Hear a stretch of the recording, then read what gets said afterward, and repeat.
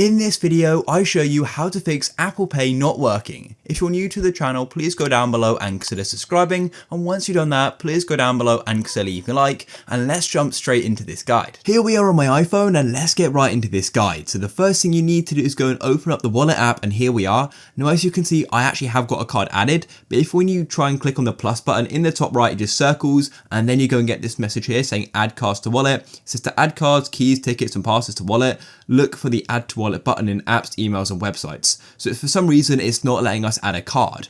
Now, this is quite an easy fix, and it's likely because your region is incorrect on your phone. So to go and change that, go and close off of the wallet app and go and open up the settings app.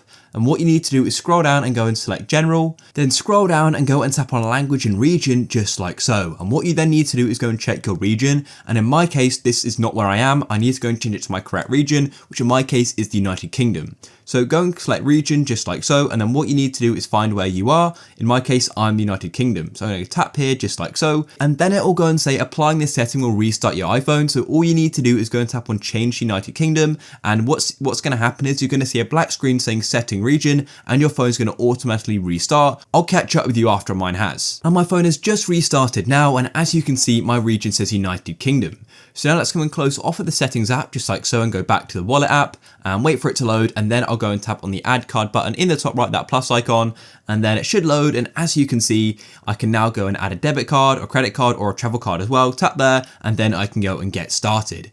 If this solved this problem for you, please go down below and consider leaving a like. Peace.